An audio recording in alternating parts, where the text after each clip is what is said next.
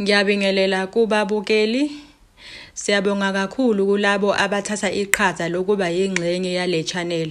Siyacela nalabo abangaka-subscribe abalithokozelayo lolu hlelo ukuthi ba-subscribe. Siyacela abantu abalithokozelayo lolu hlelo ukuthi bangakwazi ukuthi ba-donate. I-link yama-donation iyatholakala kwi-bio. Ama-super thanks naye ayatholakala kuleli bhathini leli eline-$sign bese libhala u-thanks.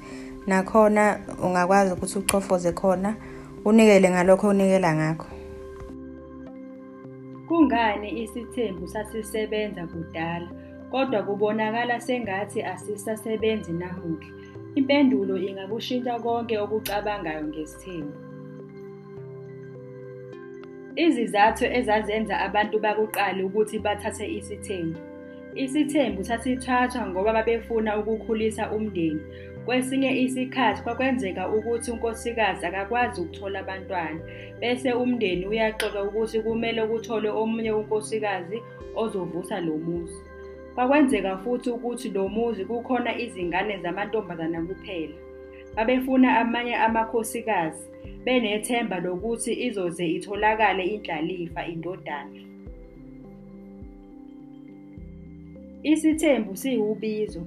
Kuyenzeka ukuthi lapha ekhaya kunekhehla laliganiwe amakhosikazi amaningi. Liye likhethe lapha emndenini ukuthi lelifa lizolinika bani. Kwesinye isikhathi kuba umuntu wesilisa walapha ekhaya owahamba engaganiwe, abuye acele ukuthi ufuna umthathele umfazi, noma kwesinye isikhathi kube yiwele lakho eselashona. Isizathu esasenza ukuthi isithembu sakuqali siphumelele esikweni lama-Afrika, ikakhulukazi esintwini samaZulu.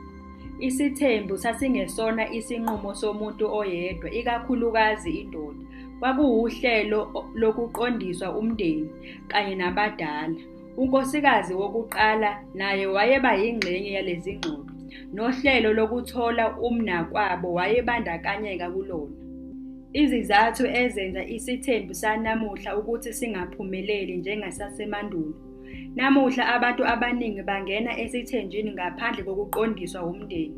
Sekuvame ukuthi siqhutshwe yimizwa nezifiso zomuntu wesilisa kunokuba kube ubizo. Abanye bangena kuso ngenxa yokusithanda, uthola ukuthi unkosikazi wakhe wokuqala usamkweleda futhi usahlulwa ngisho nokondla umndeni wakhe.